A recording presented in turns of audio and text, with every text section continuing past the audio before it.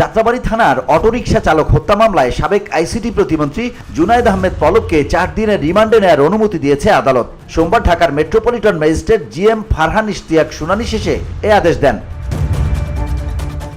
সকালে কড়া নিরাপত্তায় পলককে আদালতে হাজির করা হয়। শুনানিতে রাষ্ট্রপক্ষে ঢাকা মহানগর পাবলিক প্রসিকিউটর ওমর ফারুক ফারুকী 7 দিনের রিমান্ডের আবেদন করেন। তবে শুনানি শেষে আদালত 4 দিনের রিমান্ড মঞ্জুর করে।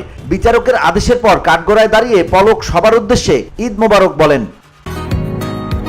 বসুন্ধরা, উত্তরা, বনশ্রী, কুড়িল ও বাড্ডা সহ রাজধানীর বিভিন্ন স্থানে অভিজাত ও অত্যাধুনিক মানের ফ্ল্যাট কেনার এক নির্ভরযোগ্য প্রতিষ্ঠান প্লেজেন্ট প্রপার্টিজ লিমিটেড।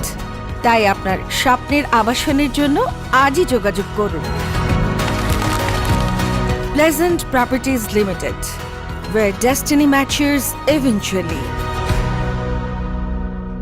মামলার অভিযোগে বলা হয়, গত বছরের 5 আগস্ট সরকার বিরোধী আন্দোলনের সময় কাজলা ফ্লাইওভারের কাছে গুলিবিদ্ধ হন অটোরিকশা চালক ওবায়দুল ইসলাম। পরে মিটফোর্ড হাসপাতালে তিনি মারা যান। এই ঘটনায় তার স্ত্রী মরিয়ম আক্তার 8 সেপ্টেম্বর যাত্রাবাড়ী থানায় মামলা করেন, যেখানে পলক সহ 4 জনকে আসামি করা হয়। VOD Bangla news desk.